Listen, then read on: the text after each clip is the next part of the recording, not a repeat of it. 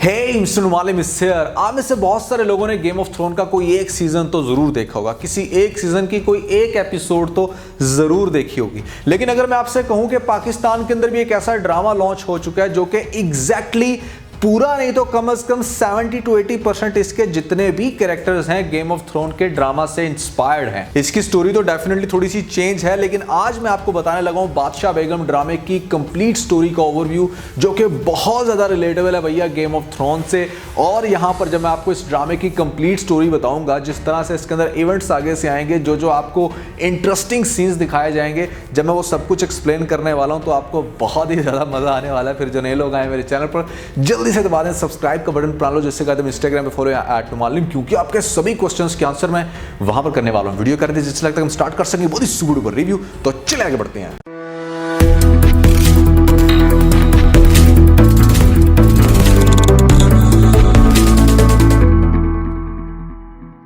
इस ड्रामे के अंदर कौन सा कैरेक्टर गेम ऑफ थ्रोन के किस कैरेक्टर से इंस्पायर्ड है, तो भैया वो मैं आपको एक एक कंपैरिजन करके बताऊंगा और आपको वहां से काफी हद तक आइडिया हो जाएगा कि कौन सा कैरेक्टर क्या करने वाला है। सबसे पहले भैया इस ड्रामे के अंदर जो जॉन स्नो है वो हमारे पास है फरहान सईद एज पीर शाहजेब के नाम से। जो खलीसी का रोल प्ले कर रही है इस ड्रामे के अंदर वो आपको नजर आएगा जहान आरा के केस में, जिसको ज़ारा नूर प्ले कर रही है। सबसे इंटरेस्टिंग यहाँ पर खाल ड्रोगो की तरह बिल्कुल एग्जैक्टली तकरीबन वैसा ही रूप ढाए हमारे पास यासिर हुसैन देखने को मिलेंगे आपको, जो कि पीर कैसर का रोल प्ले कर रहे हैं इस ड्रामे के अंदर। और सर्सी लेंस्टर जो कि आप लोगों की बड़ी फेवरेट रही होंगी गेम ऑफ थ्रोन के अंदर, एक्सपेक्टेड इस ड्रामे के अंदर जो एक्चुअली बादशाह बेगम है फिलहाल जो आपको पहली एपिसोड में देखने को मिलती हैं, हम उनको कंसीडर कर लेते हैं। टैरन लेनेस्टर भी हैं भैया इस ड्रामे के अंदर, जो कि एग्जैक्टली उतने गिट्ठे तो नहीं है, लेकिन हरकतें बिल्कुल वैसी ही हैं इस कैरेक्टर की जिसका नाम पीर मुराद है। तो मोटिव सबका एक ही, जिस तरह गेम ऑफ थ्रोन में सब लोग एक सीट के पीछे भाग रहे होते हैं और उसकी वजह से बहुत बड़ी बड़ी जंगें होती हैं, बहुत सारी कॉन्स्पिरेसीज होती हैं। इस ड्रामे के अंदर भी आपको देखने को मिलेगा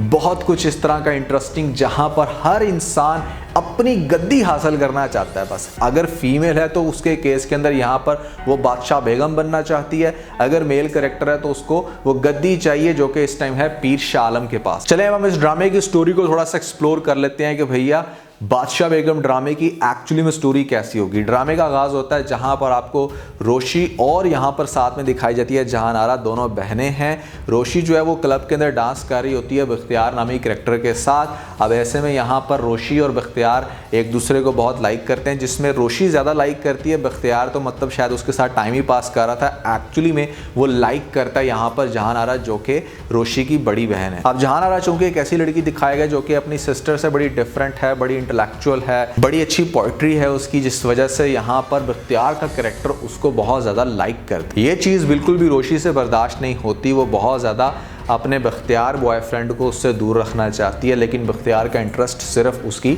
बड़ी बहन में है, चूंकि वो दिखने में भी ज़्यादा खूबसूरत है और यहाँ पर समझदार भी है। अब रोशी और जान आरा को बेसिकली डॉटर्स दिखाया गया पीर शाह आलम की। ये वो मेन बंदा है जिस टाइम इसके पास सबसे बड़ी पावर है, पीर शाह आलम साहब। अब मैं यहाँ पर ना आपको सारे बच्चे क्लियर कर देता हूँ जो कि मेरे अकॉर्डिंग, जो कि मुझे फर्स्ट एपिसोड देख के समझ आया, और इसके अंदर थोड़ा बहुत चेंज हो सकता है, लेकिन 95% तकरीबन कुछ यही रिलेशंस हैं इन लोगों के। सबसे पहले तो भैया यहाँ पर एक्सपेक्टेड जो पीर शाह आलम है उसकी 3 बेगमात हो सकती हैं, जिसमें एक बादशाह बेगम है। अब बादशाह बेगम के आगे से 2 बेटे हैं, एक बेटा है उसका पीर मुराद के नाम से, दूसरा बेटा है उसका पीर शाहजेब के नाम से। अब जो तीसरा बेटा दिखाया गया आपको कैसर, वो हो सकता है कि पीर शाह आलम की किसी तीसरी बेगम का बेटा हो या कोई ऐसी औरत जिसकी वो नाजायज औलाद हो। ये भी हो सकता है कि जो कैसर है यहाँ पर बादशाह बेगम का ही बेटा हो, लेकिन इसके कम चांसेस हैं। ज़्यादा चांसेस इसी चीज़ के हैं कि वो तीसरी बेगम का बेटा होगा, और वो जो तीसरी बेगम होगी वो मतलब कोई उसकी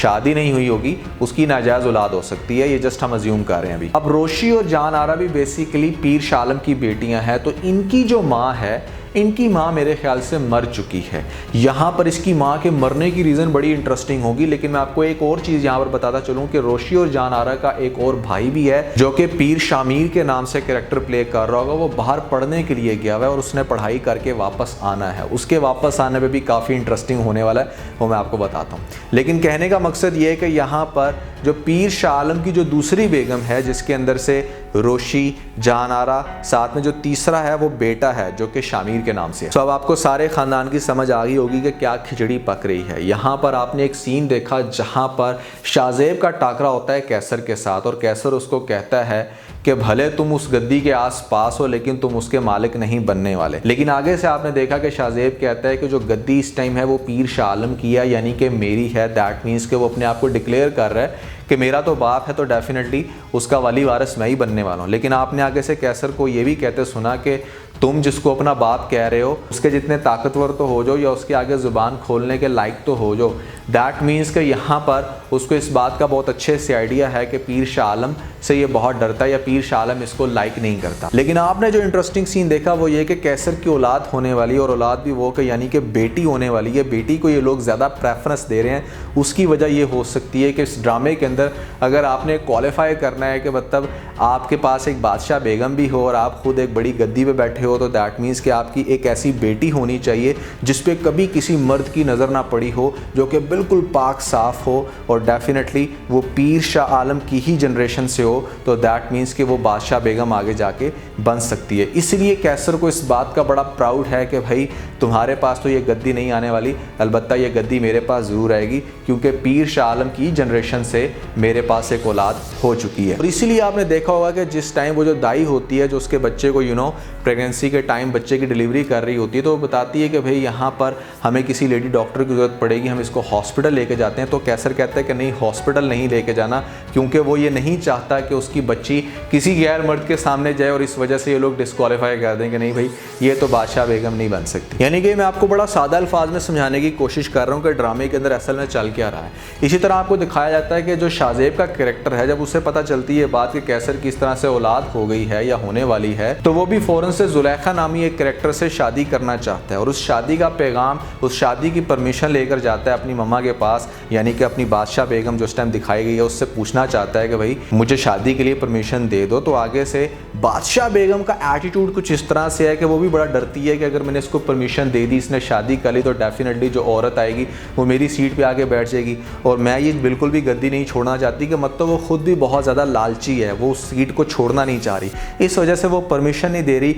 और आगे से आपने देखा कि जो शाहजेब है वो बहुत गुस्सा करता है कि आप परमिशन इसलिए नहीं देना चाह रही क्योंकि आप ये गद्दी छोड़ना नहीं चाहती, कि मतलब उसका जो बिहेवियर होता है कुछ इस तरह का होता है। लेकिन आगे से वो भी बड़ा डर रही है और वो ये लॉजिक अपनाती है कि मतलब मुझे इतनी कोई पाक दामन लड़की नज़र नहीं है अभी, जब आएगी तो तब सोचेंगे। इसलिए आपने देखा कि जहाँ पर ड्रामे के स्टार्ट के अंदर एक लड़की आती है, बेशक वो भी प्रेग्नेंट है, ये नहीं पता कि उसके पेट के अंदर जो बच्चा है वो लड़का है या लड़की, तो ऐसे में ये उसकी टांगें तोड़ देती है। बड़ी जालिम किस्म की औरत दिखाई गई है। अपनी गद्दी को बचाने के लिए इन लोगों ने एक ऐसा ट्रेंड बनाया है कि जहाँ पर एक बड़ी पाक साफ औरत है जिसने किसी गैर मर्द को देखा भी नहीं, इसलिए वो जो दुआ करेगी वो दुआ कबूल होगी और इसलिए बहुत सारी दुनिया उसको फॉलो करती है, उसके पास आती है, उससे बहुत सारी दुआएं करवाती है। सो ये कॉन्सेप्ट है बेसिकली। अच्छा, अब इंटरेस्टिंग बात यह है कि जो बख्तियार नामी कैरेक्टर है वो बहुत ज़्यादा यहाँ पर जहान आरा से प्यार करना शुरू हो जाएगा, उसको प्रपोज भी कर देगा और रोशी को ये बात बिल्कुल भी एक्सेप्टेबल नहीं होगी। जहान आरा जब ये बात अपने फादर से डिस्कस करेगी कि इस तरह से उसको क्या करना चाहिए, तो बाप आगे से कहेगा कि तुम्हें बहुत अच्छे से पता है कि तुम किस ख़ानदान से ताल्लुक़ रखती हो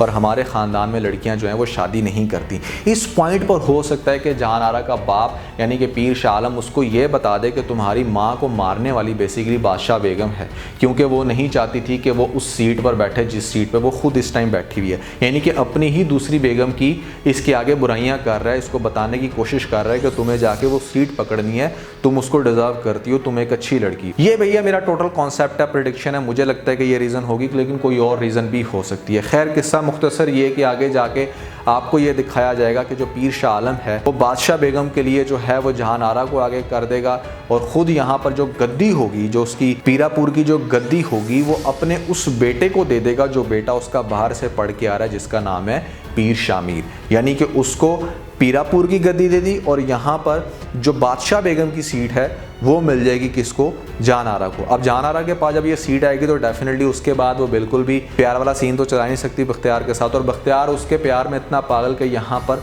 वो इसके पास आ जाएगा और इससे छुप छुप के मिलने की कोशिश करेगा और उसको ये बताने की कोशिश करेगा कि ये उससे बहुत प्यार करता है। अब यहाँ पर आपको जो सबसे इंटरेस्टिंग सीन दिखाया जा सकता है ना, वो ये कि जो बादशाह बेगम थी, जो कि अब बादशाह बेगम नहीं रही, इस ड्रामे के अंदर पता नहीं क्या नाम है उसका, अब वो जब अपनी सीट खोएगी और देखेगी कि मतलब ये वो लड़की आ गई जिसको वो बहुत ज़्यादा डिसलाइक करती है, जो कि उसकी सौतन की बेटी थी बेसिकली, तो वो ये सारा सिस्टम बेसिकली तबाह करना चाहती है अपने बेटों के थ्रू। उसका बेटा कौन है? एक तो मुराद है जो कि बहुत ही घटिया हरकतें करता है, वहाँ पर सारी लेडीज़ को तंग करता है। सबसे पहले तो वो खुद जानबूझ के उसे उसी बादशाह बेगम के सराउंडिंग में जो लड़कियां होंगी किसी एक लड़की के साथ बंद कर देगी ज़्यादती करने के लिए, और वो हो सकता है कि उसके साथ बहुत गलत करे। फिर क्या होगा कि वो जो लड़की है वो रोला डालने की कोशिश करेगी कि मतलब यहाँ पर तो ये सब कुछ चलता है हवेली के अंदर। उस इज्जत को बचाने के लिए शामिर चूँकि एक बहुत अच्छा कैरेक्टर होगा, वो उस लड़की से शादी कर लेगा। ये वाला प्लान भी इस बादशाह बेगम का नाकाम होगा। फिर उसके बाद क्या करेगी बादशाह बेगम कि जो रोशी का कैरेक्टर है, जब रोशी को ये पता चलेगा कि जान आरा बहुत ज़्यादा प्यार करती है मेरे ही बंदे बख्तियार के साथ, तो वो भी अपनी बहन के खिलाफ हो जाएगी। वो अपनी बहन के खिलाफ होकर वो जो पहले वाली बादशाह बेगम थी उसके साथ मिलकर साजिश करने की कोशिश करेगी, और वो बादशाह बेगम इसको ये समझाएगी कि अगर तुम उस सीट पर चली जाओ तो तुम वो सब कुछ कर सकती हो जो तुम चाहती हो, कि मतलब तुम्हारे हाथ में बख्तियार भी आ सकता है और तुम अपनी बहन को किक ऑफ भी कर सकते हो। जिसकी वजह से रोशी ये प्लानिंग करेगी, बैठ के इस चीज़ की खोज लगाने की कोशिश करेगी कि कब किस टाइम मेरी बहन जो है वो बख्तियार से छुप के मिलती है। लेकिन इस टाइम की जो बादशाह बेगम है जहान आरा, डेफिनेटली उसके पास बड़ी पावर है और वो अपनी पावर में आकर यहाँ पर जान से मारने की धमकी तक दे देगी रोशी को। रोशी बड़ा चीखेगी चिल्लाएगी कि उसके पास बड़ी पावर आ गई और वो पावर के नशे में ये सब कुछ करती फिर रही है, और बड़ी सिंपैथी जानने की कोशिश करेगी बख्तियार के सामने, और उसे हर तरह से दोबारा कन्विंस करने की कोशिश करेगी कि तुम पागल हो, उसके पीछे भाग रहे हो, मैं तुमसे अभी भी प्यार करती हूँ तो मेरी तरफ आ जाओ। लेकिन ये बात बख्तियार के लिए बिल्कुल भी एक्सेप्टेबल नहीं हो। दूसरी तरफ जो शाहजेब का कैरेक्टर होगा उसने जुलेखा के साथ शादी कर ली होगी, लेकिन हो सकता है कि उसकी औलाद ना हो, जिसकी वजह से वो बेचारा क्वालिफाई नहीं कर सकेगा। और यहाँ पर पीर शाह आलम उसको एक और ऑप्शन देंगे, वो ये कि अगर वो अपनी गद्दी शामिर के पास ही रहने दे, इस चीज़ को खुशी से एक्सेप्ट कर ले, तो वो उसकी बेगम को बादशाह बेगम बना देगा। मतलब हो सकता है कि इस तरह की उसके सामने ऑप्शन रखे, लेकिन वो बिल्कुल भी इस चीज़ से एग्री नहीं होगा। दूसरी तरफ आपको कैसर दिखाया जाएगा कि वो भी अपना कहानी में सही लुच तल के रखेगा, हर तरह से इनको बर्बाद करने की कोशिश करेगा, क्योंकि अब उसको बैक मिल चुकी है उस पहले वाली बादशाह बेगम की, जो कि हर तरह से उसको सपोर्ट कर रही है, अंदर की कहानियाँ उसको बता रही है और हर तरह से उससे अटैक करवा रही है इस खानदान में। ड्रामे के अंदर जो अच्छे कैरेक्टर है ना, वो यहाँ पर एक तो हमारे पास जहान आरा का कैरेक्टर है, अच्छा पॉजिटिव कैरेक्टर है, जो कि उस सिस्टम को अंडरस्टैंड करके उसको अच्छे से चलाने की कोशिश कर रही है। शाहजेब सिर्फ ये चाहता है कि जो पीरापुर की मेन गद्दी है वो उसके पास आ जाए, चूंकि वो उसको डिजर्व करता है और उसने बड़े अच्छे से हर चीज़ को मैनेज कर रखा था। कैसर को बिल्कुल भी ना मिले। शामिर बेसिकली चूंकि बाहर से पढ़ लिख के आया तो वो तो वैसे ही सिस्टम में फंसना नहीं चाहता था, लेकिन वो पीर शाह आलम की वजह से फंस चुका है, क्योंकि वो बाप है डेफिनेटली उसका और उसको उसकी बात माननी है। लेकिन ड्रामे की लास्ट एपिसोड्स में आपको सबसे बड़ा स्वैग वहाँ पर देखने को मिलेगा, जहाँ पर बिल्कुल मतलब ये औरत बड़ा बुरा बदनाम होने वाली है, क्योंकि एक ऐसी लड़की जो कि बनी हुई है बादशाह बेगम, जब पता चलेगा उसके इश्क के बारे में कि भैया वो तो बख्तियार नामी एक लड़के से प्यार करती है, छुप छुप के मिलती है, और ये बात एक्सपोज हो जाएगी, तो डेफिनेटली इसको बड़ा बेइज्जत करके हो सकता है कि इस गद्दी से फारग किया जाएगा। ये बन सकती है रीज़न नंबर 1 जिसकी वजह से जहान आरा अपनी सीट खो देगी। रीज़न नंबर 2 ये हो सकती है कि जहान आरा अपनी सीट खुद खोए या अपनी सीट खुद छोड़ दे, इस वजह से चूँकि भैया शाहजेब आगे जाके बहुत ही ज़्यादा तशद्दुद करे बख्तियार के ऊपर, उसको पकड़ ले, इसको पता चल जाए ये बात कि अच्छा ये छुप छुप के मिलता है मेरी स्टेप सिस्टर से, उसकी स्टेप सिस्टर ही लगी ना, तो इस वजह से जो उसको पकड़ लेगा उस पर तशद्दुद करेगा, जिसकी वजह से हो सकता है कि जहान आरा जाके सीट छोड़ दे, यानी कि बादशाह बेगम से वो कहे कि भाई भाड़ में गई है बादशाह बेगम की सीट, मुझे नहीं चाहिए, मुझे मेरा प्यार चाहिए। जस्ट प्रिडिक्शंस हैं। लास्ट एपिसोड को तो अभी अच्छे से एक्सप्लेन नहीं किया जा सकता कि मतलब क्या होगा, क्योंकि अभी सिर्फ पहली एपिसोड गुजरी है, हम ये सब कुछ अपने माइंड से प्रिडिक्ट कर रहे हैं। लेकिन मुझे लगता है कि भैया ड्रामे की ओवरऑल स्टोरी इस तरह से ड्राइव होगी। आप लोगों को क्या लगता है कि क्या कुछ दिखाया जा सकता है और कितना ज़्यादा इंटरेस्टिंग है ये गेम ऑफ थ्रोन के मुकाबले में, ज़रूर बताएगा नीचे मुझे कमेंट सेक्शन में। ए मुश्ताक ड्रामे के ऊपर रिव्यूज़ भैया ख़त्म हो चुके हैं। यहाँ पर लास्ट रिव्यू उसका बहुत इंटरेस्टिंग था और काफ़ी हद तक वायरल भी हुआ। अगर आप लोगों की नज़रों से नहीं गुजरा तो ऊपर आप लोगों को लिंक मिल जाएगा, जल्दी से लिंक पे क्लिक करके वीडियो देख के अपना फीडबैक मुझे ज़रूर दीजिएगा। तो आज के बस इतना है। अगर आपको इस वीडियो के अंदर कोई एक पॉइंट पे चल तो आप इस वीडियो को लाइक जरूर कीजिएगा और अपने दोस्तों के साथ ज़्यादा से ज़्यादा वीडियो को शेयर करने की कोशिश करें, स्पेशली उन दोस्तों के साथ जो पाकिस्तानी ड्रामास के बहुत बड़े फैन हैं। वीडियो चल गई तो सब्सक्राइब कमेंट के ऊपर जरूर कीजिएगा और कमेंट सेक्शन में मुझे अपना फीडबैक देना मत भूलिएगा। और ये सारे काम करने के बाद अब बेल आइकन प्रेस कर लीजिएगा ताकि लेटेस्ट अपडेट आप लोगों को सबसे पहले मिल सकें। इसके साथ ही बहुत सारा ख्याल रखें। Stay motivated and God bless you.